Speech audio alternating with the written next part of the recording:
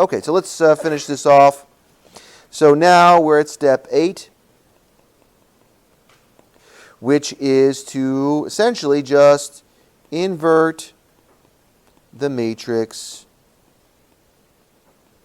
and solve for the I vector. Okay, in the last class they asked me about the underlines. It's an old style of notation that not too many people use anymore, where we used to, the number of underlines corresponding to the dimension of the matrix. So I with one underline is a vector. If I was talking about the admittance matrix, I would call it Y with 2 underlines because it's a 2-dimensional. Don't have to worry about it. Okay, so let's go ahead and solve. So what we are left with is V1, V2 is equal to the inverse of the Y matrix times IA negative IB. And if we wanted to, well, I'm not going to talk about manual inversion of the matrix, so I'm not even going to discuss it. And so what we would do is use the calculator to invert this. So that's nodal analysis in a nutshell. And then it spits out your V1 and your V2, and you're done. You get all your values in one package. The difficulty is predominantly with setting up the matrices, and once you do that, solving is relatively easy. Okay, so let's see where we go from there. Bring my notes up.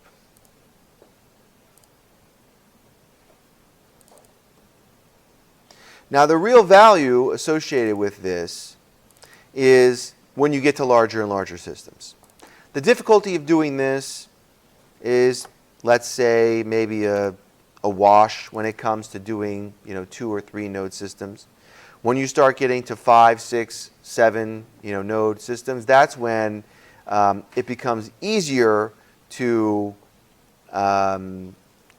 make the matrix and solve using your calculator than it would be to go through all that, using the parallel and series combinations in order to solve. All right, so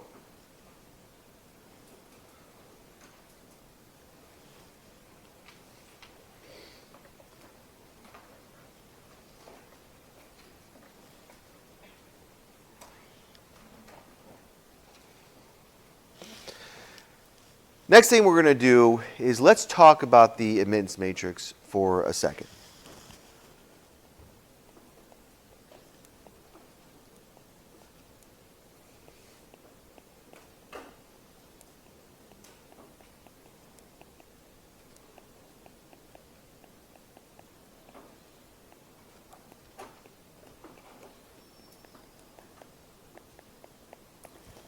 Okay, what are some things that we can take away from here?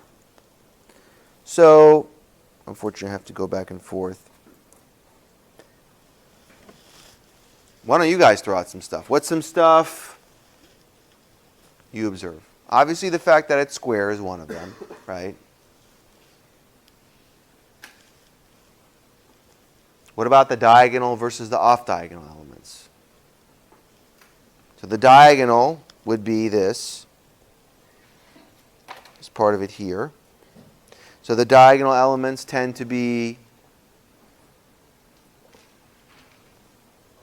positive, right? And they also tend to have more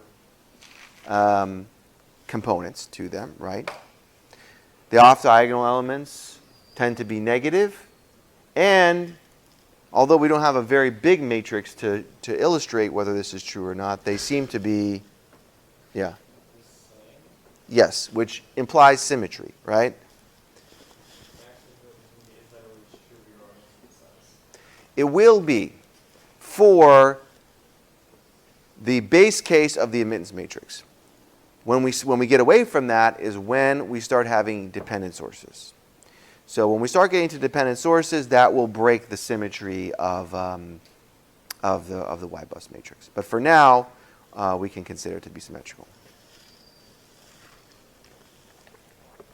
So that's really the main takeaways. It's square, yes. Would the delta Y thing itself to convert it into parallel and series circuits?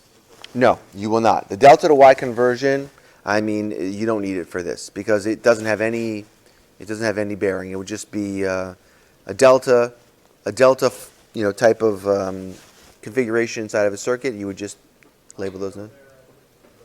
Yeah.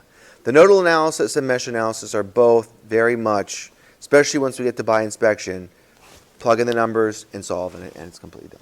Okay. So let's write down a couple of those observations that we had. All right. The off-diagonal elements are equal.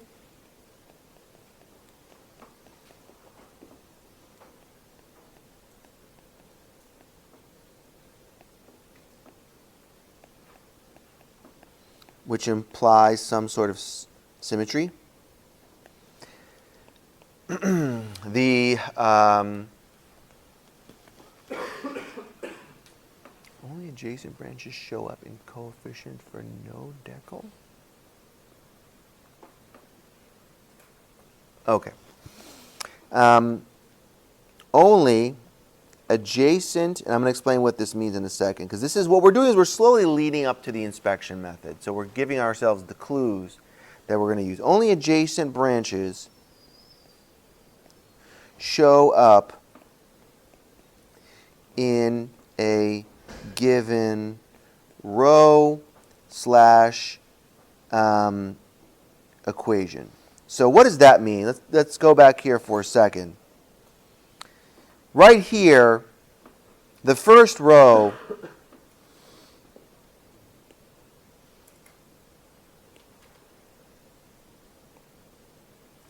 is analyzing node number 1, right?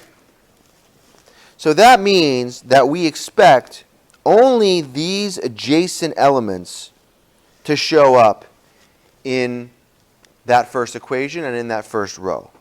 R1, R2, IA. Those are the three adjacent elements to node number 1. R3, if it were to show up here, right, that would be something for you to question and say, okay, well, I may have made a mistake here because only, and that's what that second bullet means, is only adjacent elements should be showing up in a given row. Row number 1 corresponds to node number 1, and then, et cetera, et cetera. Does that make sense? Does everybody understand what I mean? Okay, good.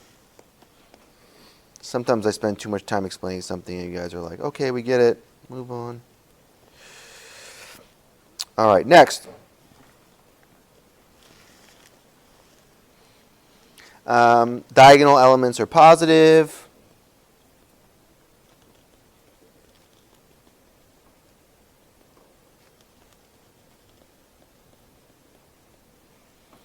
And off diagonal are negative.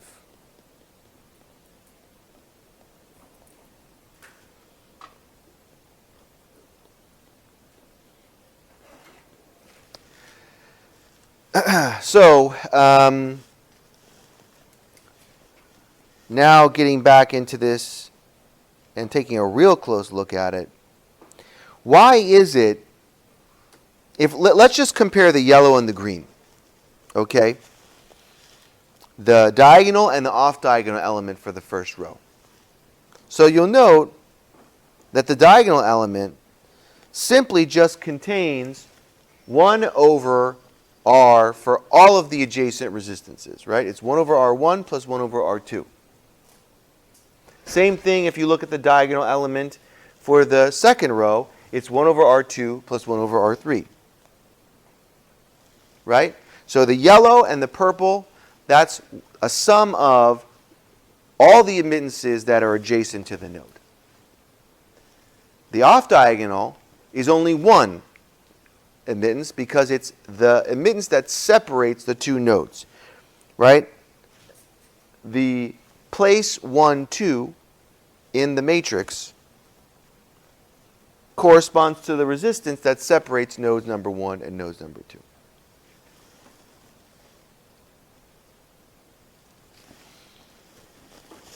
So the diagonal elements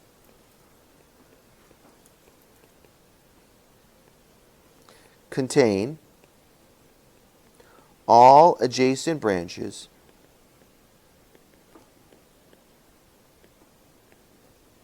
the off diagonal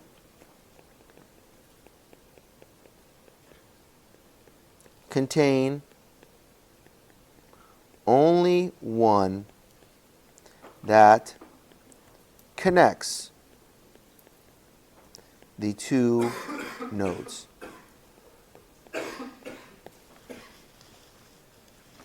And then lastly, the known currents are positive if entering the node, which is something we've already talked about before. Going back to this right here, that's weird.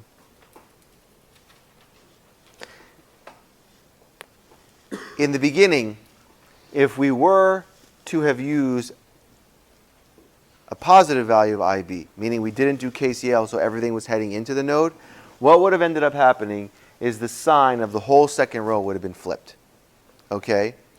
Which is fine for solving. It would have given you the same answer, but our rules, quote unquote rules that we're trying to set up about the admittance matrix, they wouldn't have worked because the off diagonal elements would not have all been positive, et cetera, et cetera, et cetera. So you can kind of see what it is that we're trying to do. We're trying to do it in a specific way so we can predict the way the admittance matrix is going to look, so we can move on to doing this by inspection, which means that we no longer use the equations and we just come up with it.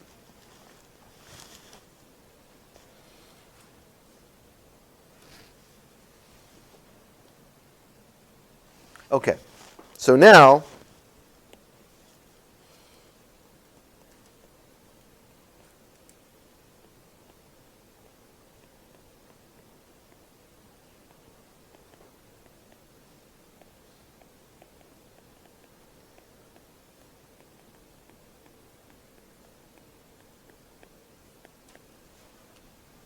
Y bus is just another name for the admittance matrix. Sometimes we call it the Y bus matrix.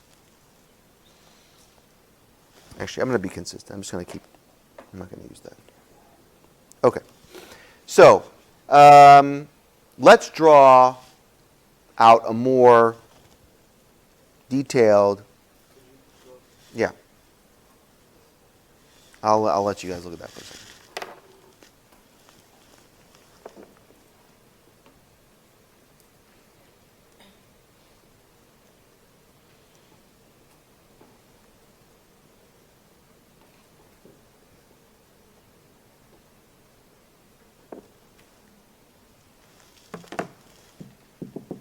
Okay. Any questions on those bullets? The wording's not perfect. It's more of just a, yes? Will that matrix always use a square matrix? It will, 100%.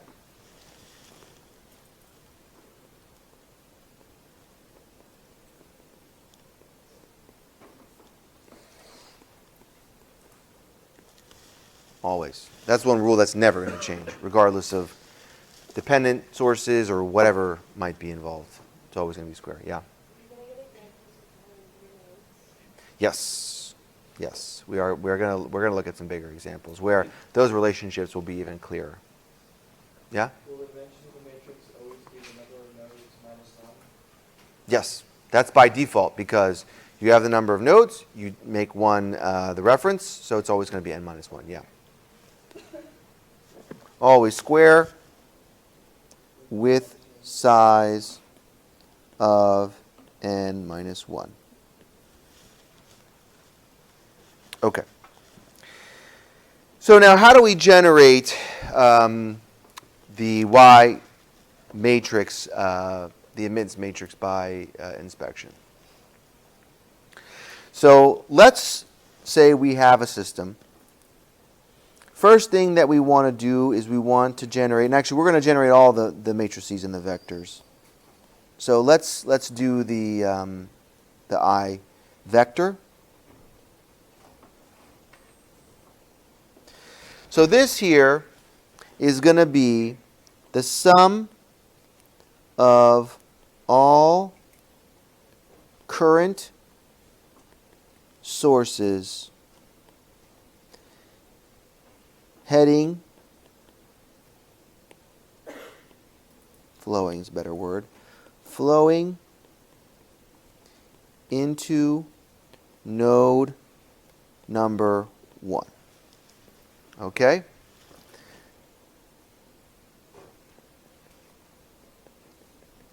Then we have the sum of all the sources flowing into node number 2.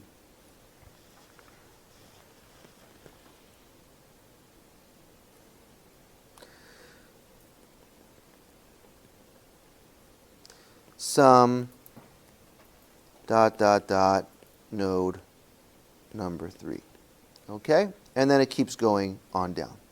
So that is our I vector. All we have to do is look at each node that we've determined and get the value of the current sources flowing into that node. If there is no current source connected to the node, then that value will be 0. So that's fair game. It can be 0. Okay, equals. Now what we have is the Y bus matrix, or the admittance matrix. So we have element 1, 1. And for the purposes here, we will assume everything is in numerical order. There's nothing that says that node number 1 needs to be the first row and node number 2 needs to be the second. If you wanted to make it really difficult for yourself, you could just scramble it, okay? But we're going to assume first row corresponds to node number 1. It prevents us from having to come up with a whole other set of numbers. Okay, so it's going to be, the value here is going to be the sum from k equals 1 to the total number of nodes of plus 1 over resistance between node number 1 and node number k. Okay? And this will be for all adjacent branches. Right? Meaning that if there is no resistance between node number 1 and node number 70, that resistance is not included in the sum. And so what would that give us? Right? That gives us 1 over R1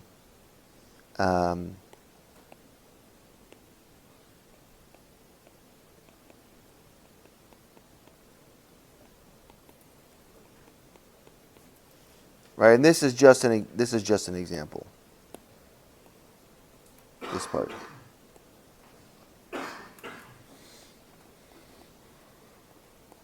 There may not be an R12 or an R13. Okay, now let's move on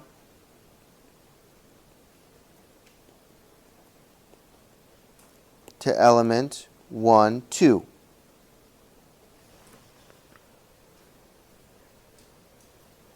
So we're almost done here, right? Okay. We'll do element 1, 2, and then we'll stop, and we'll pick up from there.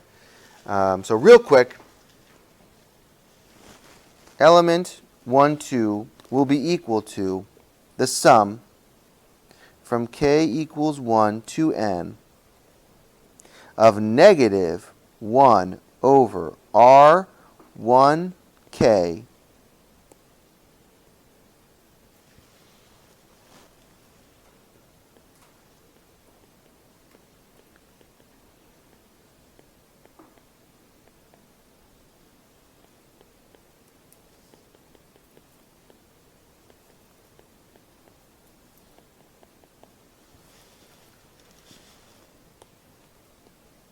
This is actually problem 294. That's the reason why I labeled it that way. It's shown, it was a quiz we used before. But so what we want is to find the current of IA for this circuit here. One last thing I have to do is plug this in so it recognizes the pencil.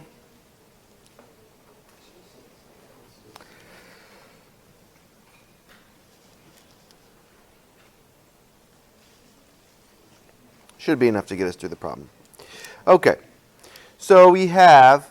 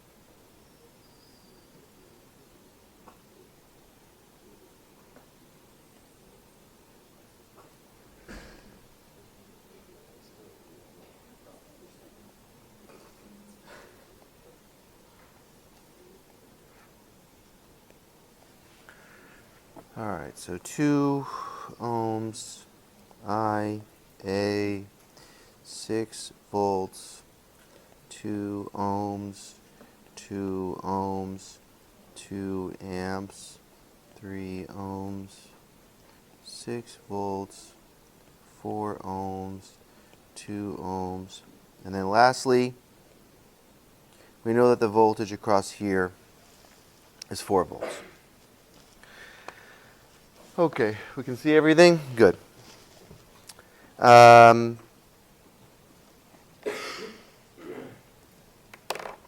So how are we going to solve a problem like this?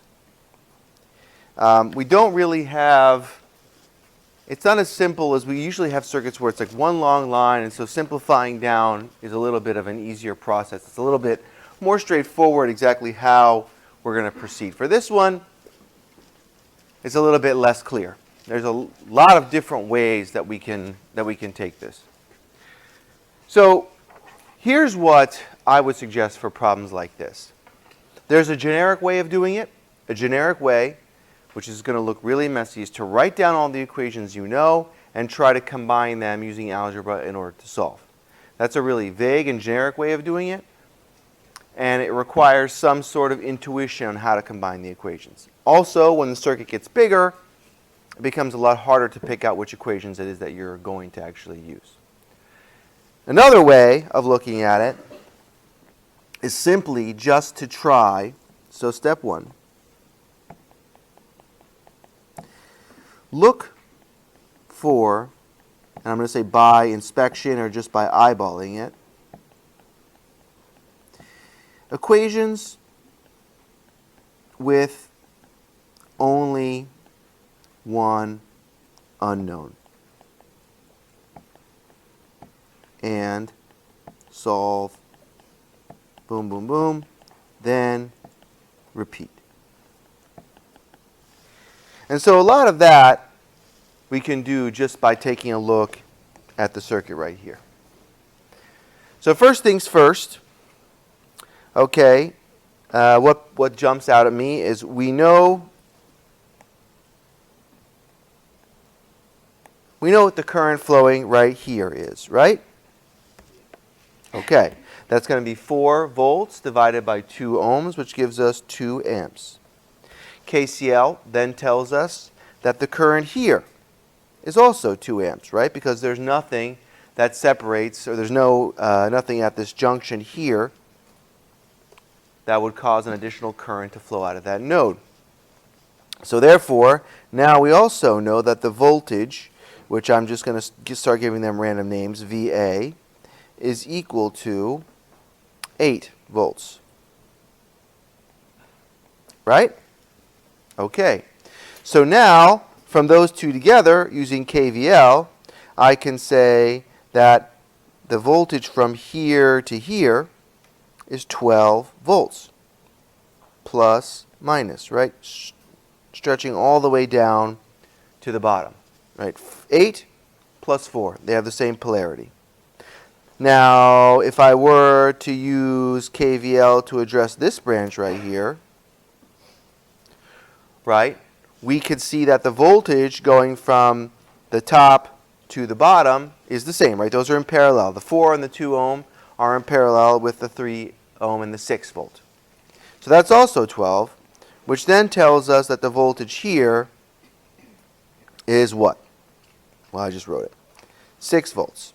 Right? Because we have a 6 volts down here, and so the one above it must be 6 volts.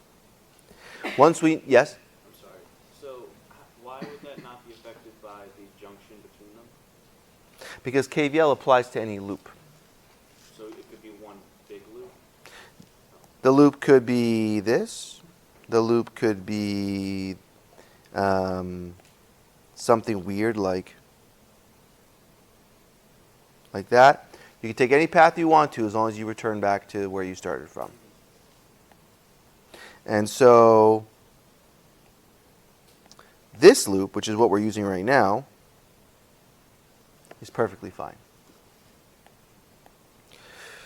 Okay, using that, we also know now that this current will be 6 divided by 3, so that will be 2 amps. Now we can combine those two currents together, and we know that this right here, well, that's a short, so it doesn't really. No, we can say that. So this current here is going to be 4 amps, right? 2 plus 2. All right, so we can also apply this KVL again to this loop, right? Yes? How do we get the 6 volts for the 3 ohm resistor? Because the voltage between here and here is 12 volts, 8 plus 4. The voltage between here and here is that same 12 volts, so it's 6 plus 6. Yeah? How did you determine the direction that A was going? That the current was going into? Just from positive and negative? From the original? So this is a question that comes up a lot. I think that, I don't know if people are really understanding the way that I think they're getting confused by when I say it's arbitrary, but you have to be consistent. I think people get confused by that.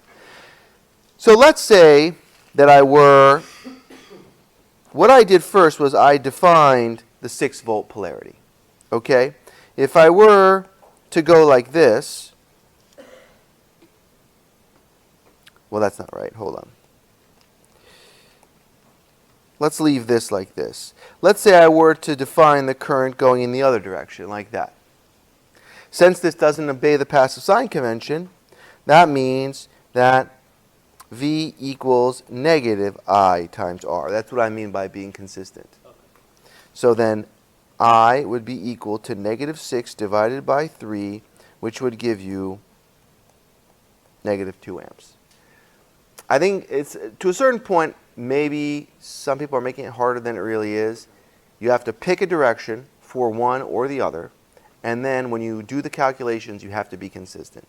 The reason why I say use the passive sign convention is because I don't want us to have to go through and each time look at the 4 different combos of the directions of V and I, and then figure out whether there's a negative or not. I mean, you could do it that way if you want to, but it just seems like one place to mess up. All right, so we keep going with this one. Let's see. So we can use this loop right here because we know all the voltages in that loop. So essentially, I keep erasing stuff.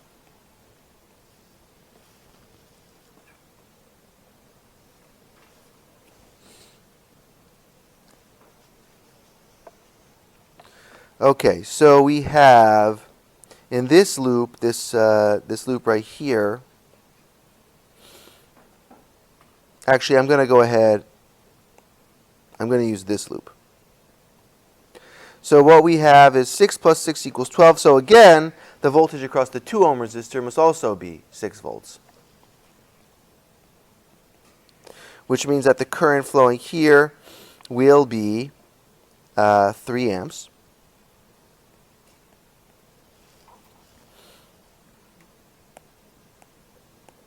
Okay, so we keep moving.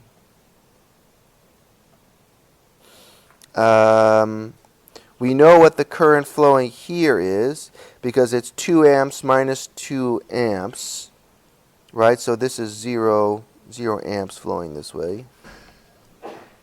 Oh, no, it's negative 2. Okay, it's 4. Okay, sorry. That's the reason why I had the direction the other way. It was less confusing. So 4 amps flowing that way. Okay, so now what else? You can get IAR. Can't you? Oh, there you go, yeah. You can get IR already. I was trying to solve the whole thing, but I realized, yeah. So this right here will be equal to 7 amps. No. 9. Oh, I'm not considering the last branch. Yes, sorry.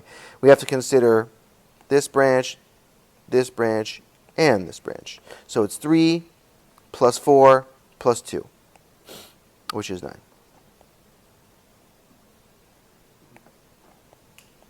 And then you could continue solving the rest of the values. Yeah. How did we get 6 volts to the 2 ohm resistor? Is it because it's like when we did the loop? It's again just this loop right here. We know that the voltage from here to here is 12 volts. So therefore, if this is 6 volts, this must also be 6 volts. Also from that 6 volts at top and like that, all you just add the 2 volts. All right. Yeah.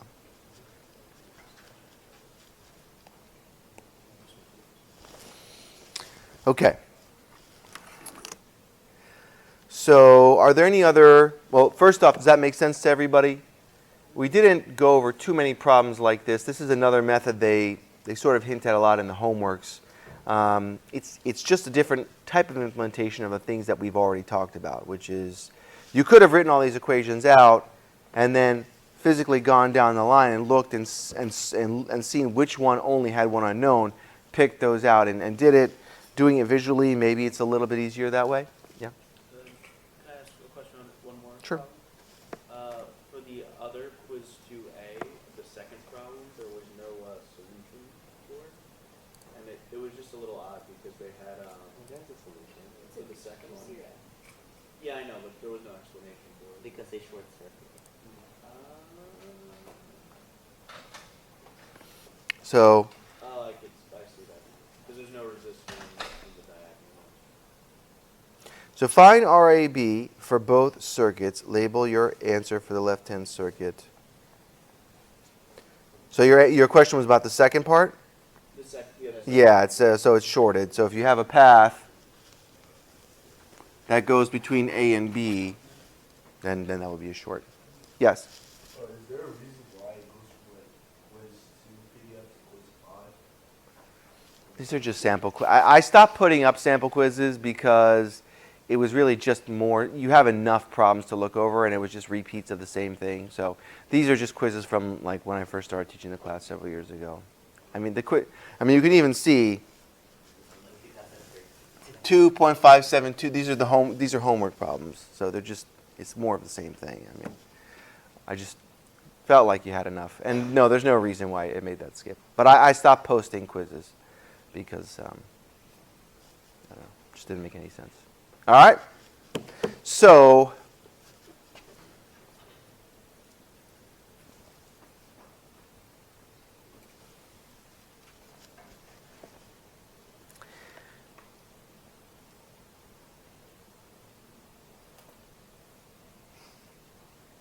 can anybody remind me where we left off last time in the lecture notes?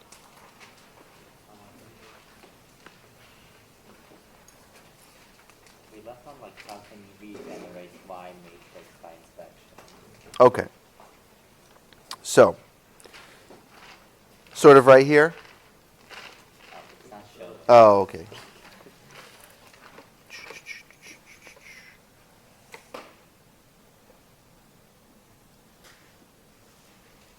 This sort of area? But we hadn't done it all yet? First two, okay. So, what we're trying to do is generate the Y matrix by inspection. Couple things. We know that going down the diagonal, which is this, right? There's one way to define the values. And then the off-diagonal elements, which should be symmetrical, meaning that this is equal to this is equal to this, should equal one another. All right, so let's talk about how we come up with the individual elements. I think we already talked about element 1, 1, which was simply just the sum of the conductances, or 1 over the resistances, for all those adjacent to the node. So you see we have a sum from k equals 1 to n for all adjacent branches, 1 over R1k. So k is going to count up, it's going to give you R12, R13, R14, R15, etc., etc. If there is no connection between 2 points, let's say there is no resistance between points 1 and 6, what is the resistance going to be for that? The resistance is infinite, right? Therefore, 1 over that resistance will give you a value of 0. So it won't even come into play in the calculation. So that's one way to justify the way that is structured. The off diagonals, right, are simply going to be minus whatever the resistance is between the 2 elements. So this is box 1, 2. So we're looking at the resistance between nodes 1 and 2. Now, why do I have it written in this way? 99% of the time, it's just going to be one resistor. However, there could be a case, like what I've shown up here in the green, where there's multiple resistances between the same 2 nodes in a circuit. In that case, it's going to be minus the equivalent resistance there. And that means that we would have to find the parallel resistance of the R12A, R12B, all the resistances that connect 1 and 2. But that's probably going to come into play less than you would think. And so 99% of the time it's just going to be minus R12. And actually, there's a mistake here. Because I forgot one thing.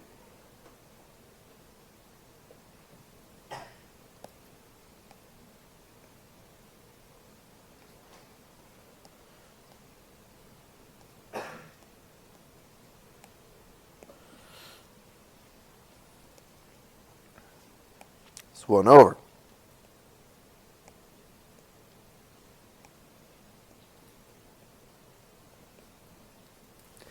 Same thing here for R13.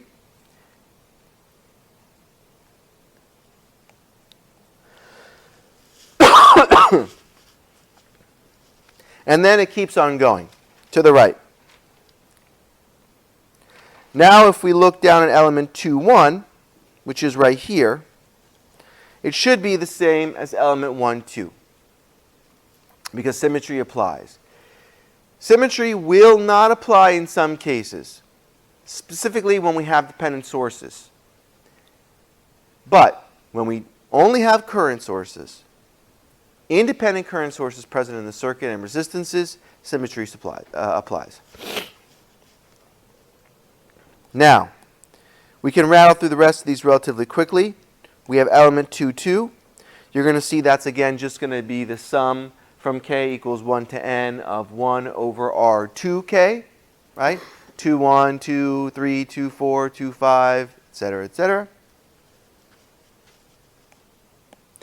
Notice that in here,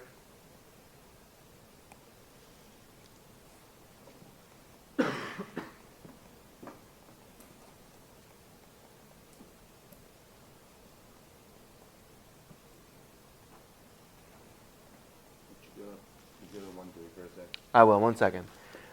This will include the resistance between the node 1 and the reference node, or whatever we're considering the ground to be. Well, I'll say reference node. 1, 3?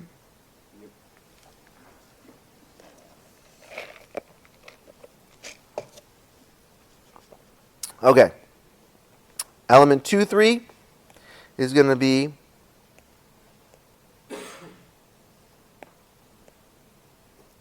one over that.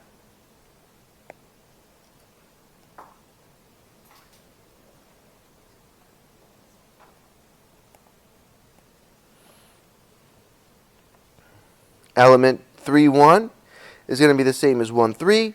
Element 3, 2 is going to be the same as 2, 3. Right? This one, and then element 3, 3 is just going to be another diagonal element. Right? We're not going to go through and define that again. So the basic idea is that along the diagonal, you have a positive value that's going to be the sum of multiple resistances for all the adjacent elements. Any resistor that touches that node. The off diagonals will most likely, more times than not, just have one element. It'll be negative 1 over the R, that's I to K, whether it's 1 to 2 or 1 to 3. We have considered the case where there are parallel resistances between the two paths, but that's going to be less likely. And also what you can do, if you don't want to incorporate that into the nodal analysis, you can go ahead and just simplify the circuit beforehand. Right? If you're given a circuit where you have multiple paths between two nodes, you could just collapse them down, redraw the circuit with a single resistor there, and then you wouldn't have to worry about this. And then lastly, we have to have our unknown array of voltages, which is simply going to be voltage V1 to Vn. Or sorry, Vn minus 1. Okay. Yeah. To where? There. Okay. I'll leave it here for a second.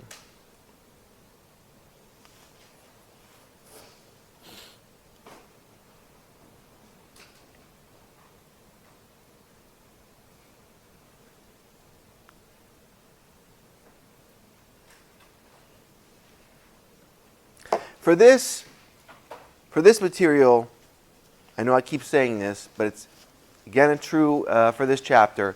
Practice, practice, practice is really the only way that you can get a handle on this. And we're going to do a lot of different problems. So you'll have a lot of opportunities in your homework. You'll have a lot of opportunities here in class in order to practice. Okay, so we don't have much time. But I do want to get through this example since we did it in the previous section. That'll get us caught up, and then we can move on to the quiz. So this example is using nodal analysis for circuits with dependent sources. So how do we do that? Just like our previous the way we introduce nodal analysis, period, we are going to introduce this using an example. So let's say we have a circuit with a dependent current source, R13, R12, R23, and a known current source, IA. Okay? How are we going to solve this using nodal analysis? First step, like usual, we label everything. Although slowly we're going to have less and less of a need to label things. Because as we start just referring to everything using double subscript notation, which is based off of the node numbers, we don't have to label every voltage, every current. Like, we know that I31 is this current, I21 is that current. We know that V13 is this voltage right here, etc., etc. The one place where that's not true is we do have two potential values of I23 because there's two paths there. So I've labeled this I23 prime. So everything's labeled. We set our reference. V3 is going to be our reference. I'm going to post these notes online because I know we are going to go through this a little bit quickly, so you can take a closer look at it later on. So even though we know that this is not going to work, let's try generating our admittance matrix by inspection. Okay? And then we'll see what differences there are when we that result from the presence of the dependent sources. So let's see if I can get both of these in the screen. Now I know the values are already shown, but let's go through and talk about the methodology behind it. The 1, 1 value will contain 1 over the sum of 1 over all the adjacent resistances. So the two adjacent resistances, the resistances that touch node number 1, are this one and R12. So we have 1 over R12 plus 1 over R13. It's positive. It contains two elements because there's two resistors that touch node number 1, right? Element 1, 2. First off, it's going to be negative. It's going to be 1 over the equivalent resistance between node 1 and node 2. In this case, like 99% of the cases, there's only one resistance.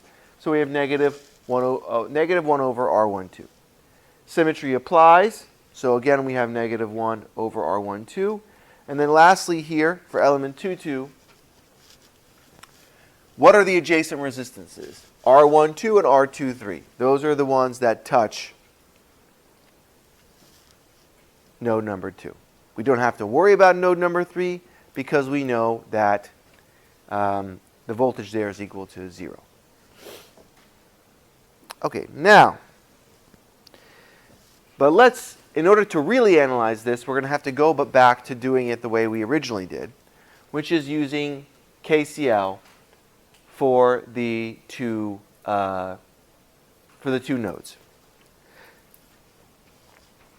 So one of the expressions here is going to handle node number 1, which has I21, I31, and the dependent source summed together. And then the other one is node number 2, which has the independent current source, I23 prime, and I21 summed together.